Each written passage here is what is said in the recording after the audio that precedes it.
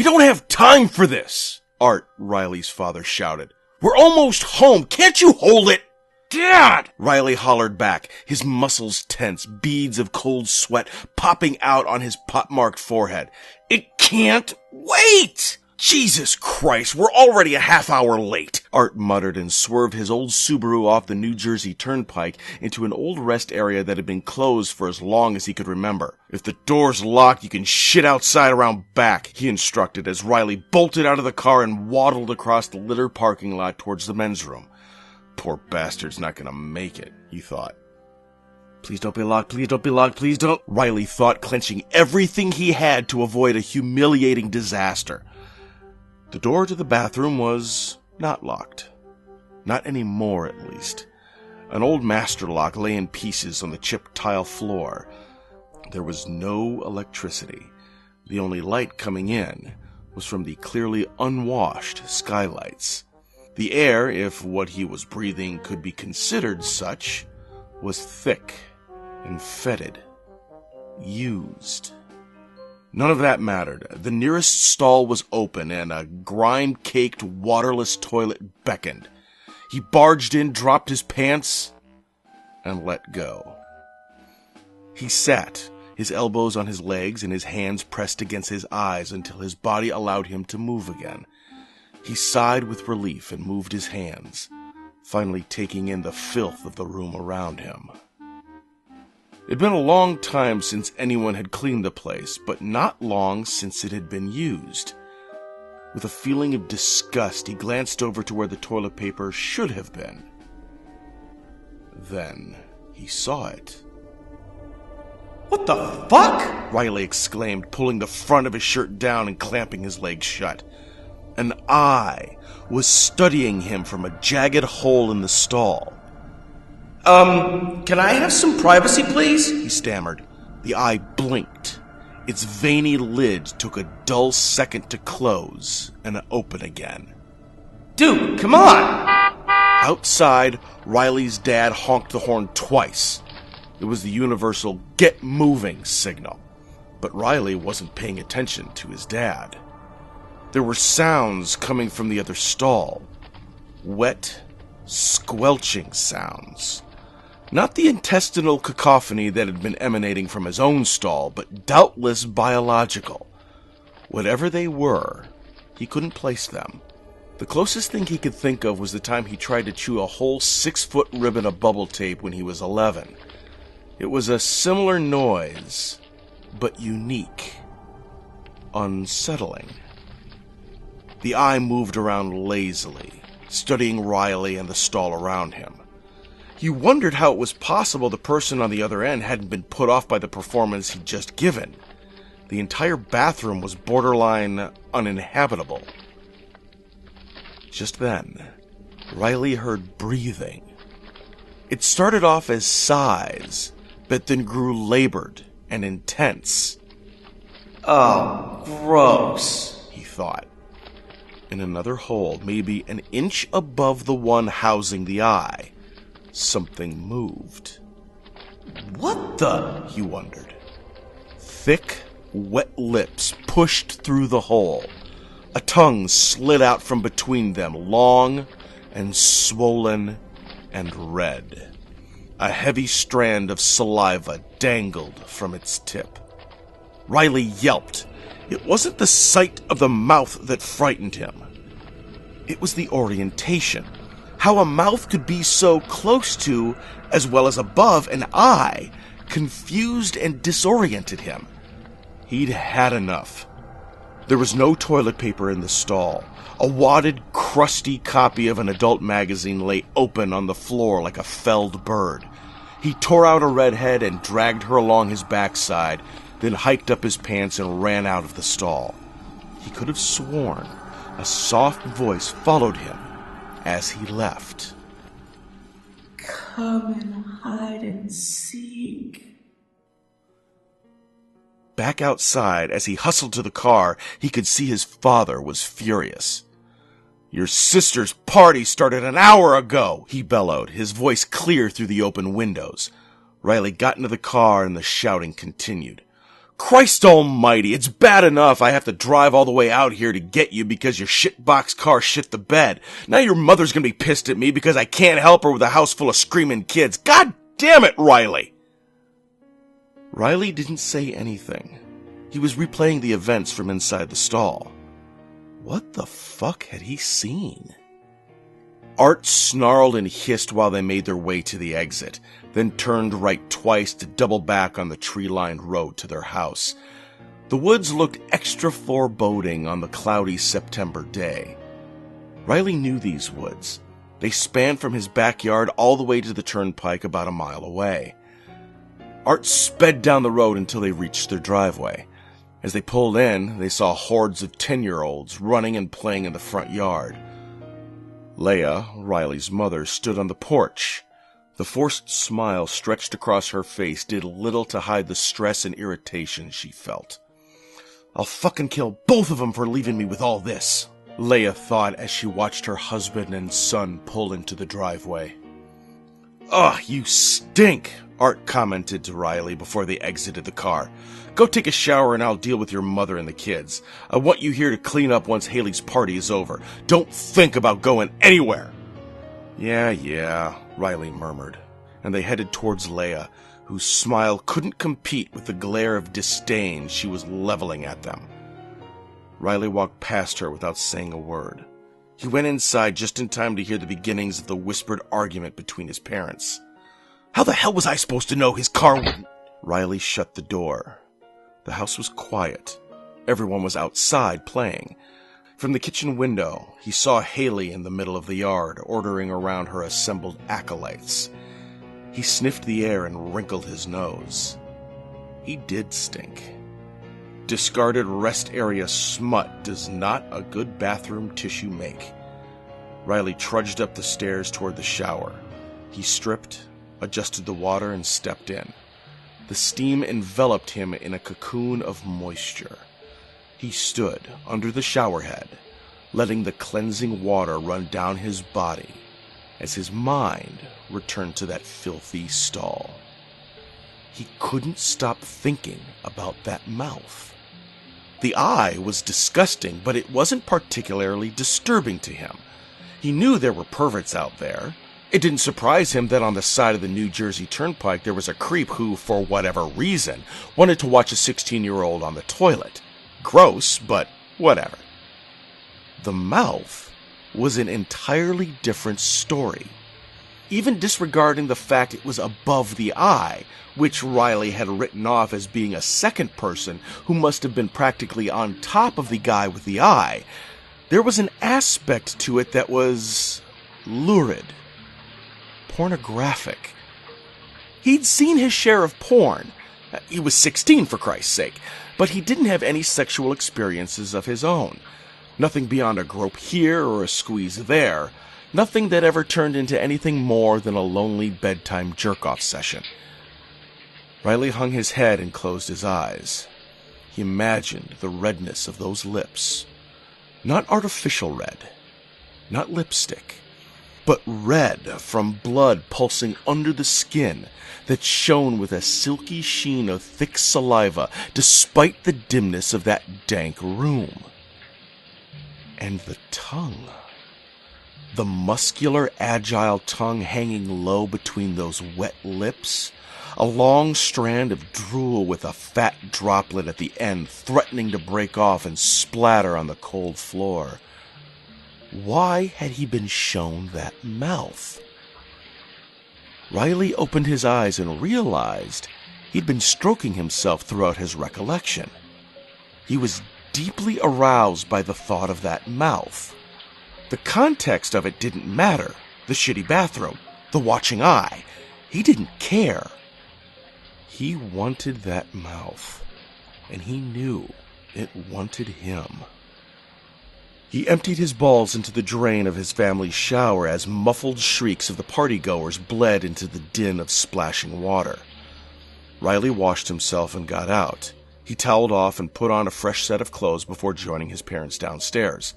The kids came back inside. It was cake time. 14 girls sang happy birthday while Reilly's mind drifted back to the stall. The mouth again. This time, though, it wasn't its shape and wetness, rather what it said as he rushed out of the bathroom, words he only partially heard as he tried to reconstruct. Come and hide and seek didn't sound right to him. It didn't make much sense. He was being watched, after all, so there wasn't much hiding being done. It only occurred to him after his shower that the words might have been, "Come inside and see." Come inside and see was better, but it was ominous to him. Nebulous, too. It could mean a lot of different things, one of which, and his teenage brain couldn't help but think it, was that it wasn't just two creeps on the other side of that stall, but some kind of monster. Reilly snickered to himself as a slice of cake on a paper Steven Universe plate was pushed in his direction. The girls in porn are the ones who say, "Come inside, dummy." And that voice was soft and hot.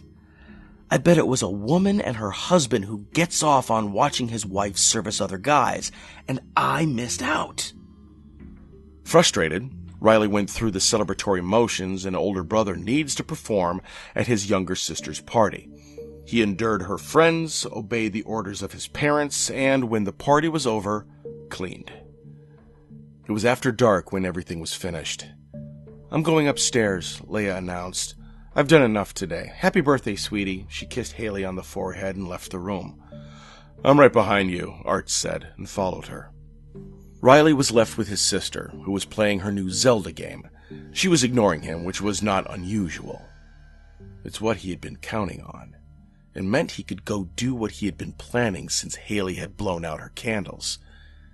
He grabbed a flashlight and left the house. No one heard him leave. He walked out into the quiet night toward the woods, toward the New Jersey Turnpike.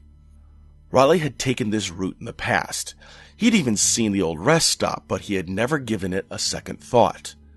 Now, though, it was his first thought, his only thought.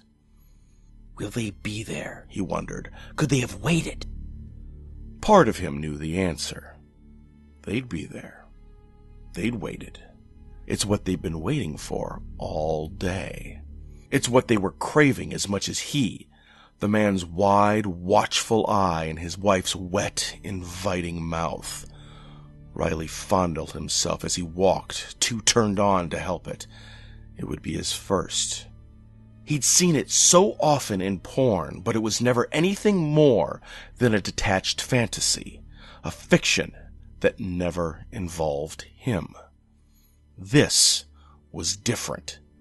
She wanted him. Him. Come inside and see. The voice whispered throughout his reeling mind as he speed-walked through the woods toward the sound of traffic. After a little over a half hour, he saw the turnpike. On his left, about a quarter mile away, he saw the rest stop. Cars and trucks raced by, ignoring the dilapidated stop with the prominent "closed for renovation" sign that had kept all but the most desperate travelers away for the last 15 years. His speed walk turned into a jog, then a run. He ended the journey in an all-out sprint, rushing up to the men's room door and pushing it open before stepping inside. It was pitch black, aside from the beam of his flashlight. The only sound came from the traffic outside, but that seemed far away. Hello? Reilly gulped as he was panting from his run and sweating. Through his jeans, his erection jutted out in front of him like a divining rod. No one answered. The air was offensive and fetid, hot, too, much hotter than it had been earlier in the day. He crept past the useless sinks toward the stall from before. The stench of what he'd left in that non-functioning toilet was nauseating, but no nausea was strong enough to overcome the desire he felt. The desire was colossal, overmastering sense and logic and sanity. He was a teenage boy who was certain he was about to have his first sexual experience, and it was all he knew. All he was. Hello? He called again. The word hung in the thick air, refusing to echo off the filthy surfaces of the bathroom. He opened the stall door and shined the flashlight around. The holes were still there, one right on top of the other, just a few feet above the floor. Waist height, Reilly realized. The beam of light moved from left to right over and over and over, and he noticed he was trembling. Are you still there? He asked, ready to check the other stall to see if the couple was waiting for him. But before he could, the eye appeared in the bottom hole. Yes, Reilly hissed. yes, I'm ready. Come inside and see. A voice sighed from the other side. Come inside. Two plump, crimson lips pushed through the other hole. They were dripping with saliva as thick as corn syrup and shone in the dim light like sun glinting off an apple after a rainstorm. Come inside. Reilly watched as strands of saliva stretched unbroken between her lips as her mouth formed the words. The eye looked back at him. I want you. He whispered. Her long tongue slipped out from between her lips and stood outward, erect, waving back and forth as a trail of drool leaked from its entire surface in a clear ribbon. Reilly placed the flashlight on the back of the toilet and dropped his pants around his ankles, exposing himself to the eye on the other side. Its pupil dilated. The salivation from the mouth above intensified. He could feel heat emanating from it like a small furnace. He closed his eyes and stepped forward. The tip of the tongue brushed over his erection, and Reilly gasped. He knew if he hadn't masturbated earlier, he would have climaxed right there and then. But he could take his time now. He could savor this. Reilly stepped forward again and let the mouth and tongue envelop him. The sensation was beyond anything he'd experienced, beyond anything he'd even fantasized. It felt as if his entire body were being bathed in the sanctifying warmth of the hot, willing mouth. He moaned and writhed with shocked pleasure, pressing his pubis against the gritty particle-board wall of the bathroom stall as he allowed the gifted tongue and bottomless throat to caress him. Lost in a haze of ecstasy, he pushed his hips back and forth, feeling pressure building inside him. The sounds of wet sucking and gulping were overtaken by a gentle, omnipresent hiss, like the sound of a CRT television at full volume with nothing on screen. He knew he couldn't last much longer.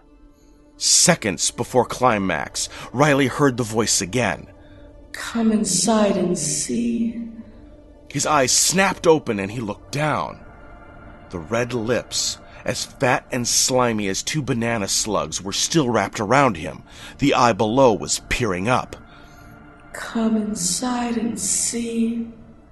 Reilly's orgasm tore through him and his knees buckled.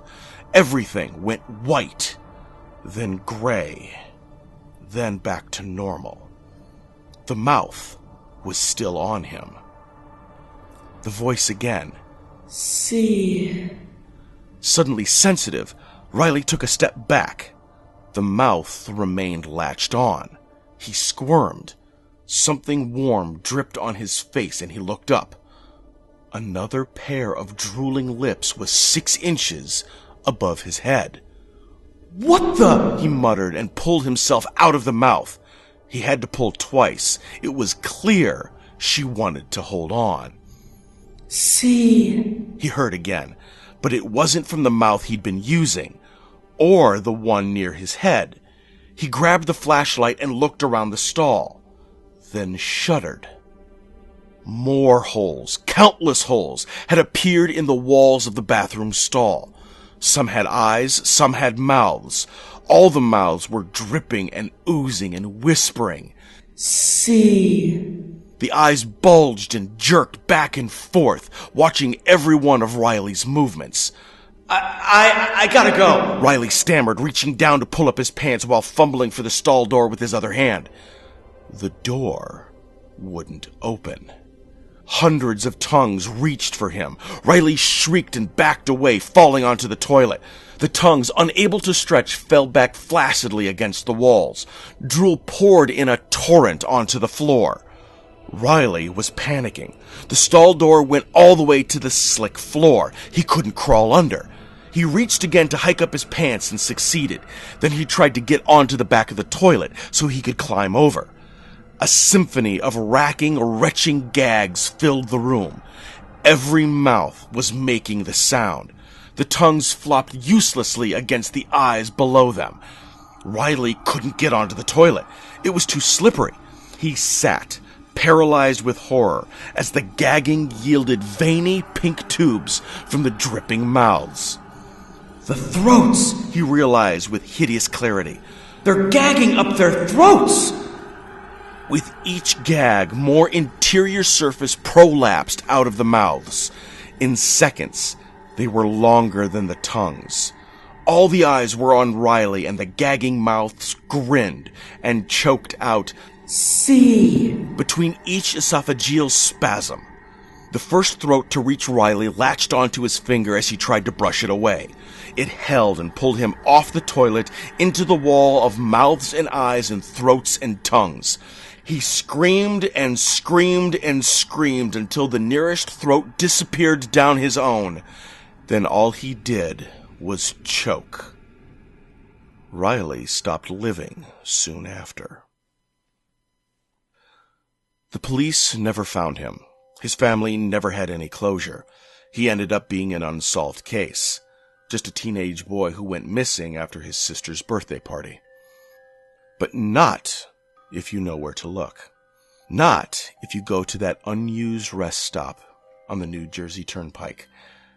Not if you meet the same fate as Reilly, because then you can know, as the lips coax and the tongues lap and the throats stretch to suck you up, that one of them belongs to him. And soon, you.